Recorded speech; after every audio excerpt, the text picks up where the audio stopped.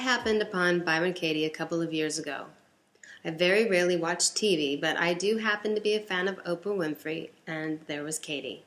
She was full of a bright light that caught my attention, and as I listened to her story, awakening from a dark place, I was riveted.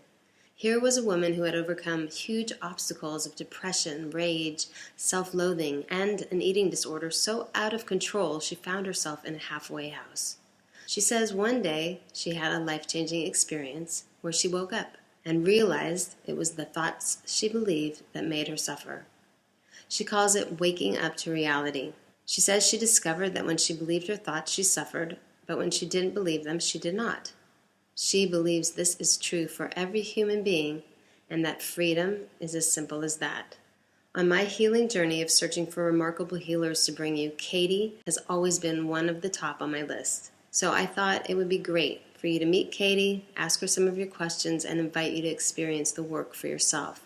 So today it is my honor and great pleasure to have Byron Katie here with me, and I want to thank you all for being here with me too. Welcome, Katie. You remember Diva? Let me see. Oh my gosh. Hi, honey. Hi, Diva. Well, there's a happy little bean. Yes, she is. We're in Geneva right now. Oh, love Geneva. Good. So I guess, should we get started? Let's do. Okay. So there's so much information about you on the net. And of course, I know you've helped so many people, but it would be so great for those here that might not be familiar with you. If you could please share your story, like how you got here. Well, how I got here, of course, is I walked into the room and from the kitchen, and that's how I got here.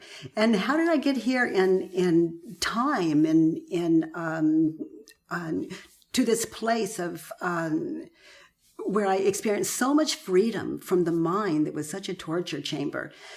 I was depressed for years and years and years, and I'd say clinically depressed for more than a decade. And this affected my family, my children. It affected my life and my livelihood. And eventually I was so agoraphobic and paranoid and depressed that I was unable, more often than not, to even leave my bedroom. And my self-esteem was so low, I couldn't even get out of bed. And I have seen, in hindsight, how there was nothing wrong with me other than I was believing my thoughts. So one day, as I lay sleeping on the floor because my self-hatred was so great that I didn't believe I even deserved a bed to sleep in.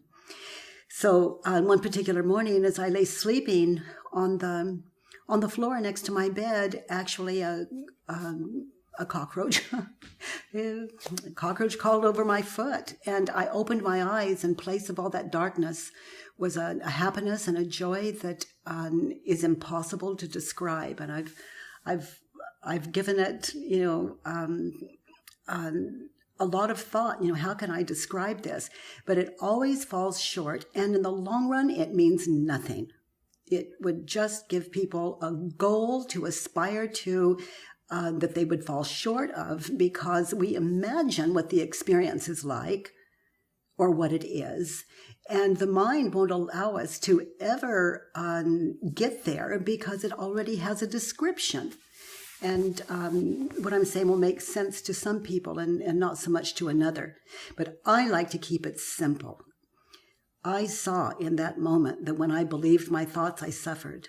But when I didn't believe my thoughts, I could see the world as it really is rather than the way I believed it to be.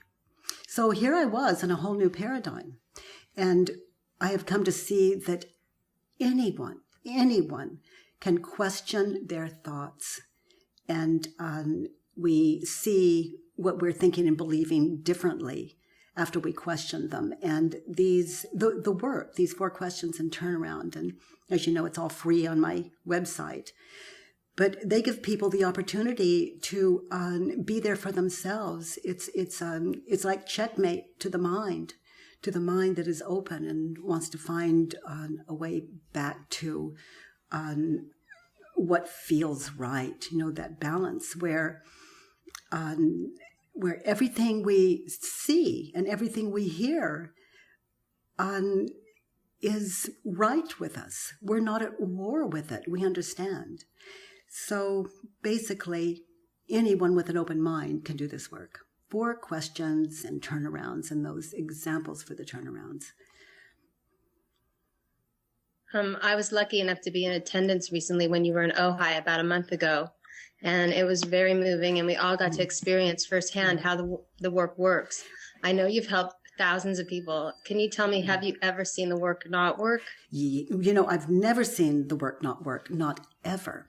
What I see is that the work stops working the moment we stop answering the questions. So it's not the work that doesn't work. It is someone believing their thoughts that would keep them from answering the questions. It's like we frighten ourselves out of it, or we believe our thoughts and we become complacent. And it's not right or wrong. It's just that the work stops working the moment we stop answering the questions. And to give people a heads up on that, like when we start moving into let's say he doesn't care about me. The first question, is it true? And we go into a discussion about it. We're not doing the work. We're doing it the old way. We're doing it the old logical way. Yes, it's true. And here's my proof. He hung up on me yesterday. And that's not the work. To sit in, he doesn't care about me. Is it true? And then to sit in that quiet and contemplate that question. That's the work, and everyone's not ready to get that still. Right, and that leads to my next question is, what if people have resistance to this, and what is the method to break it? And I guess the answer is to do the work. yeah, to do the work on what you're believing that would keep you from, keep your mind from being open enough to doing the work. Honey, some people think, if I answer these questions, I'm going to lose my life. I'm going to lose control. It's going to take me to a place that I'm not ready for. It's too scary. And all of those thoughts belong on paper so that they can be questioned first, and it kind of clears the field for some of the others. We asked our subscribers if they had questions for you, and Susan is leaving a 25-year marriage. Margarita is in a strained relationship with her stepmother.